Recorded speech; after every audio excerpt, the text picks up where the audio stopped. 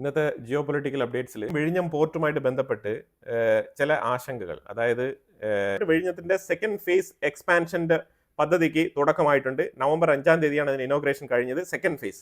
അപ്പോൾ ഇതിൽ breakwater expansion, breakwater ഏതാണ്ട് 4 കിലോമീറ്റർ വരെ എക്സ്പാൻഡ് ചെയ്യാനുള്ള പെർമിഷൻ കിട്ടിയിട്ടുണ്ട്. അതേപോലെ തന്നെ ഈ ബെർത്ത് ഇപ്പോൾ 800 മീറ്റർ ആണ് അതിൻ്റെ ഒരു ലെങ്ത്. അത് 1200 അതിൻ്റെ ലെങ്ത് വർദ്ധിപ്പിക്കാനും ബെർത്തിന്റെ ലെങ്ത് വർദ്ധിപ്പിക്കാനും അതിൽ തന്നെ പല പല ക്ലാസിഫിക്കേഷൻസിനൊക്കെ പെർമിഷൻ വാങ്ങിയിട്ടുണ്ട്. ഈ പെർമിഷൻ വാങ്ങിച്ചിരിക്കുന്ന ഏരിയ നോക്കിക്കഴിഞ്ഞാൽ ഇവിടെ ഞാനൊരു ചാർട്ട് കൊടുക്കുന്നുണ്ട്. ഈ ചാർട്ടിൽ റെഡ് കളറിൽ കൊടുത്തിരിക്കുന്നത് 2014 നമുക്ക് അപ്രൂവൽ കിട്ടിയതാണ്. അതിന്റെ ഇപ്പുറത്ത് കാണിച്ചിരിക്കുന്ന ബ്ലാക്ക് കളറിൽ കാണിച്ചിരിക്കുന്ന കോളത്തിൽ പ്രൊപ്പോസ്ഡ്, നമ്മൾ ഇനിഷ്യലി എത്രയാണ് ഇതിന് പ്രൊപ്പോസ് ചെയ്തത് എന്നുള്ളതാണ്. ഇപ്പൊ ഈ ഒരു സെക്കൻഡ് ഫേസ് എക്സ്പാൻഷന് വേണ്ടിയിട്ട് 9700 കോടി കംപ്ലീറ്റ് അദാനി ഇൻവെസ്റ്റ്മെന്റ് ചെയ്യും. ഇതിനകത്ത് കേരള ഗവൺമെന്റ് ഈ ഒരു ഘട്ടത്തിൽ ഇൻവെസ്റ്റ്മെന്റ് ചെയ്യത്തില്ല. ഇത് അദാനിയാണ് ഫുള്ളി ഇതിനകത്ത് ഇൻവെസ്റ്റ്മെന്റ് ചെയ്യുന്നത് ഈ ഒരു ഘട്ടത്തിൽ.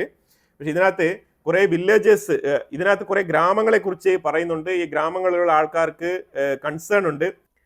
ഈ എക്സ്പാൻഷൻ എങ്ങാനും ഈ വില്ലേജിലുള്ള ആൾക്കാരുടെ ജീവിതത്തിനെ ബാധിക്കുമോ എന്നുള്ള രീതിയിലുള്ള കൺസേൺ ഒക്കെ അവർക്കുണ്ട്. എങ്ങാനും വീണ്ടും പ്രകടനങ്ങളും പ്രതിഷേധങ്ങളൊക്കെ നമുക്ക് നടത്താൻ പറ്റുമോ, അങ്ങനെ 10 പൈസ ഉണ്ടാക്കാൻ പറ്റുമോ എന്നൊക്കെ ആൾക്കാർ ശ്രമിക്കുന്നുണ്ട്. പിന്നെ 700 ഏക്കറാണ് വീണ്ടും സ്ഥലം ഏറ്റെടുക്കൽ മുന്നോട്ട് പോകുന്നത്.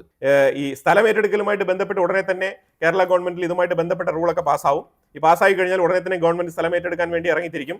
ഇതിനകത്ത് നെയ്യാറ്റിങ്കര ഭാഗത്തേക്ക് ഏതാണ്ട് കിൻഫ്ര 350 ഏക്കറോളം ഇപ്പം അക്യൂർ ചെയ്തിട്ടുണ്ട് ലാൻഡ്. അത് അവർ ഇൻഡസ്ട്രിയൽ ഏരിയയ്ക്ക് വേണ്ടിയിട്ടാണ്. പക്ഷേ ഇതിന്റെ ഒരു വിരോധാഭാസം എന്ന് പറഞ്ഞാൽ ഇതിന്റെ തൊട്ടടുത്ത് ബോർഡറിന്റെ അപ്പുറത്ത് കിടക്കുന്ന തമിഴ്നാട് ഈ വിഴിഞ്ഞം പോർട്ടിനെ മാത്രം ആശ്രയിച്ചുകൊണ്ട് അവർ ഇൻഡസ്ട്രിയൽ പാർക്കിന് വേണ്ടിയിട്ട് 2000 ഏക്കർ അവരിപ്പോൾ തന്നെ അവർ അക്യൂർ ചെയ്തിട്ടുണ്ട്. അപ്പോഴാണ് നമ്മൾ കേരളത്തിൽ 350 ഏക്കർ മാത്രമാണ് ഇവിടെ നമ്മൾ അക്യൂർ ചെയ്തിരിക്കുന്നത്. കിൻഫ്രയാണ് ഇത് ഏറ്റെടുത്തിരിക്കുന്നത്. ഇനിയും കേരളത്തിനുള്ളിൽ ഒരുപാട് വികസനങ്ങൾ വരണം എന്നുണ്ടെങ്കിൽ അനുയോജ്യമായ സ്ഥലങ്ങൾ ഏറ്റെടുക്കണം. അതുപോലെ തന്നെ ഈ പോർട്ട് ആക്സസ് നമുക്ക് വളരെ എളുപ്പത്തിൽ കിട്ടുന്ന രീതിയിലുള്ള സ്ഥലങ്ങളുമായിരിക്കണം.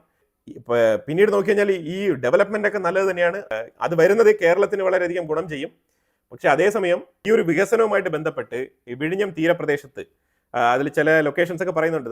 ഈ 700 ഏക്കർ ഏറ്റെടുക്കുന്നതിൽ പ്രധാനമായിട്ടും ലിക്വിഡ് സ്റ്റോറേജ്, അതാണ് മെയിനായിട്ട് ഉദ്ദേശിക്കുന്നത്. ഈ ലിക്വിഡ് സ്റ്റോറേജ് എന്ന് പറയുമ്പോഴത്തേക്കും ഏരിയൽ വ്യൂവിൽ ഞാൻ കാണിക്കാം. അതായത് ചില പോർട്ടുകളുടെ സൈഡിൽ ലിക്വിഡ് സ്റ്റോറേജ്, ക്രൂഡ് ഓയിൽ, അതേമാതിരിയുള്ള ലിക്വിഡ് സ്റ്റോറേജ്, എണ്ണ, ഇതേമാതിരിയുള്ള പദാർത്ഥങ്ങളൊക്കെ ശേഖരിച്ച് വെക്കാൻ വേണ്ടിയിട്ട് വലിയ രീതിയിലുള്ള ടാങ്കിലാണ് ഇത് ശേഖരിച്ച് വെക്കുന്നത്. അപ്പോൾ അതുകൊണ്ട് അങ്ങനത്തെ ടാങ്കുകൾ സ്ഥാപിക്കാനും അതിനൊക്കെ വേണ്ടിയിട്ടാണ് ഇത്രമാത്രം സ്ഥലം ഇവർ അക്യൂർ ചെയ്യുന്നത്. അപ്പം വിഴിഞ്ഞം എന്ന് പറഞ്ഞു കഴിഞ്ഞാൽ ഫ്യൂച്ചറിസ്റ്റിക് വ്യൂവോടുകൂടി ചിന്തിച്ചു കഴിഞ്ഞാൽ ഇത് വലിയ രീതിയിലുള്ളൊരു പദ്ധതിയാണ്. ആ പദ്ധതിക്കുള്ള ആ ഒരു ഇനിഷ്യൽ വർക്കാണ് ഇവിടെ നടന്നുകൊണ്ടിരിക്കുന്നത്. അപ്പം അതുകൊണ്ട് സ്റ്റെപ്പ് ബൈ സ്റ്റെപ്പായിട്ട് ഇനിയും ഇവിടെ സ്ഥലങ്ങൾ ഏറ്റെടുത്തേക്കാം. വികസനങ്ങൾ ഇതിനെ തുടർന്ന് വീണ്ടും ഇവിടെ വരാനുള്ള സാധ്യതയുണ്ട്. ആ സാധ്യതയിൽ 700 ഏക്കറിൽ നിൽക്കില്ല ഈ സ്ഥലം ഏറ്റെടുപ്പ്. അപ്പം അതുകൊണ്ട് ഇതിൽ ഏതൊക്കെ കുടുംബങ്ങൾക്കാണോ ഈ സ്ഥലങ്ങൾ നഷ്ടപ്പെടുന്നത് അവർക്ക് ഗവൺമെന്റ് കൃത്യമായിട്ടുള്ള പരിഹാരം ഒരുക്കണം. അവർക്ക് റെസൊല്യൂഷൻ ഉണ്ടാക്കി കൊടുക്കണം. അവർക്ക് കൃത്യമായ വില കുറച്ച് കൂടുതലാണെങ്കിലും കൊടുത്ത് അവരെ ഈ സെറ്റിൽമെന്റിന് വഴിയൊരുക്കണം. അല്ലാതെ അവരെ ഒന്നും റോട്ടിൽ ഇറക്കി വിട്ടിട്ട് അവസാനം കൊടിയും പൊക്കിക്കൊണ്ട് വരേണ്ട സാഹചര്യം ഉണ്ടാവരുത്.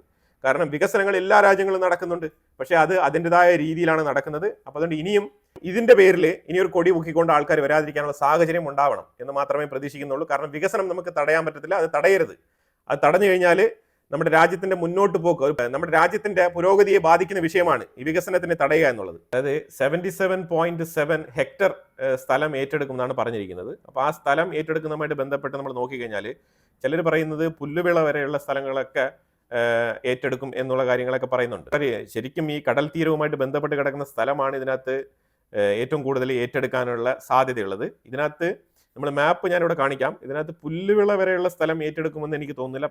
അതിന് കാരണമായിട്ട് പറയുന്നത് ഈ ബ്രേക്ക് വാട്ടർ എന്ന് പറയുന്നത് 4 കിലോമീറ്റർ ആണ്, 3900 മീറ്റർ അതാണ്. അപ്പോൾ അതായത് ആൾമോസ്റ്റ് 4 കിലോമീറ്റർ എന്ന് പറയുമ്പോഴത്തേക്കും അത് ഏറ്റവും വലിയൊരു ബ്രേക്ക് വാട്ടർ ആണ് അവിടെ നിർമ്മിക്കുന്നത്.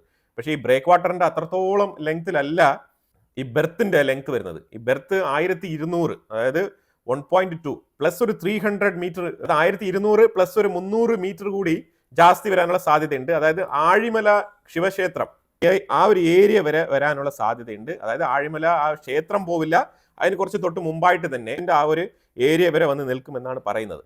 ഈ ബ്രേക്ക് വാട്ടറിന്റെ അത് നിർമ്മിക്കാന്ന് പറഞ്ഞാൽ തന്നെ അത് ഏതാണ്ട് ഒരു പിരമിഡ് സ്റ്റൈൽ ഓഫ് നിർമ്മാണമാണ് ഈ ബ്രേക്ക് വാട്ടർ. അപ്പൊ അതിന് തന്നെ ഒരുപാട് ടൈം എടുക്കും. പക്ഷെ എന്നാലും ലോഡ് കണക്കിൽ എന്ന് പറഞ്ഞാൽ അടിയിൽ ഏതാണ്ട് 110 മീറ്റർ വിസ്താരവും അതിന്റെ മുകളിൽ വണ്ടി സഞ്ചരിക്കുന്ന രീതിയിലാണ് ഈ ബ്രേക്ക് വാട്ടർ നിർമ്മിച്ചിരിക്കുന്നത്.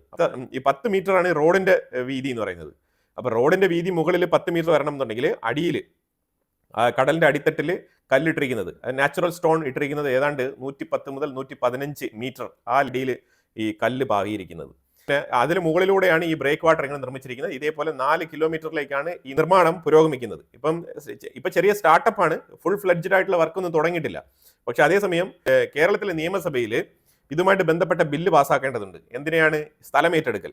ഈ സ്ഥലം ഏറ്റെടുക്കുമ്പോഴാണ് കേരള ഗവൺമെന്റാണ് സ്ഥലം ഏറ്റെടുക്കുന്നത്. അപ്പോൾ ഈ കേരള ഗവൺമെന്റ് ഏറ്റെടുക്കുമ്പോൾ ഉണ്ടാകുന്ന പ്രശ്നം എന്ന് പറഞ്ഞാൽ കൃത്യമായിട്ടുള്ള വില ഉറപ്പുവരുത്തണം പൈസ കൊടുത്തിട്ട്.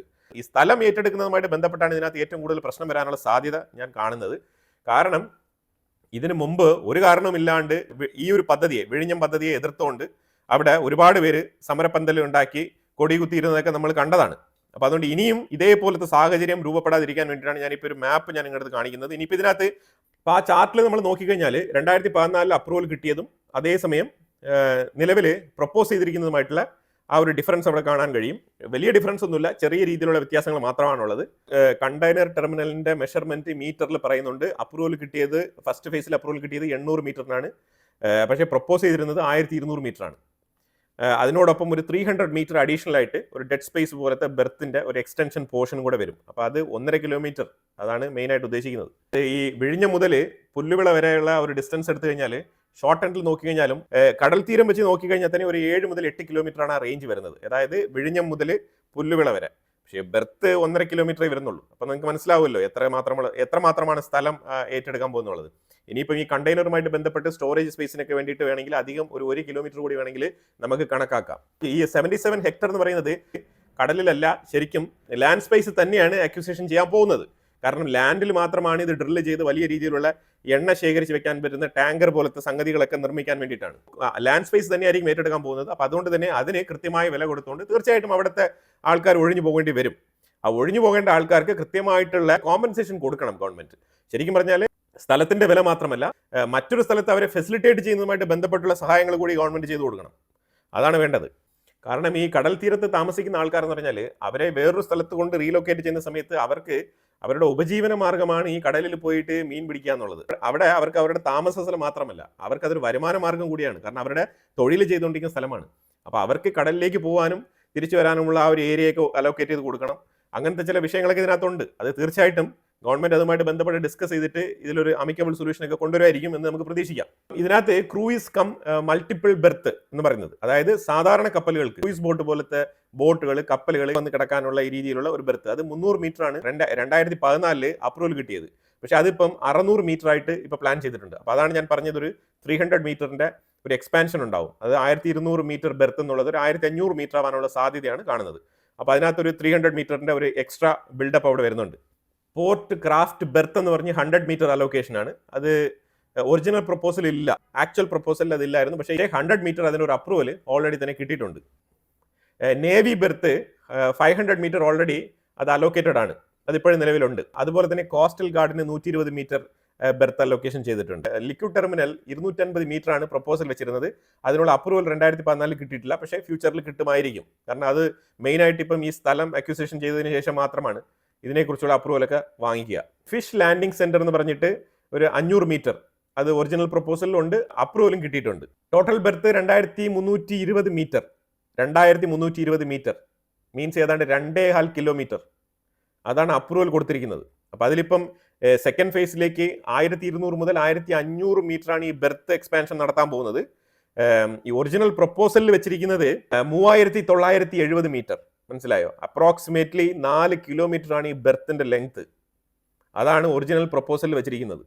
അപ്പം അങ്ങനെ 4 കിലോമീറ്റർ വരുമ്പോഴത്തേക്കും ഒരു പക്ഷേ ഈ ഒരു ആഴിമല ആ ഒരു ഭാഗം വരെ വരാനുള്ള സാധ്യതയുണ്ട്, അതും കടന്നു പോകാനുള്ള സാധ്യതയുണ്ട്. ഇതിന്റെ 3rd ഫേസ് എക്സ്പാൻഷൻ പ്ലാൻ ചെയ്യുമ്പോഴത്തേക്കും ഈ ക്ഷേത്രത്തിന്റെ പരിസരമൊക്കെ കടന്നു പോകാനുള്ള സാധ്യതയുണ്ട്.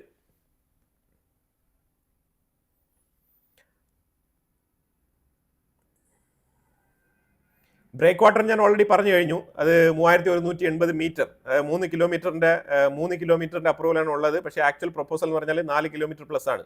4080 മീറ്റർ ആണ് ഇതിന്റെ ഒറിജിനൽ പ്രപ്പോസൽ. അപ്പോൾ 4 കിലോമീറ്ററിലധികം.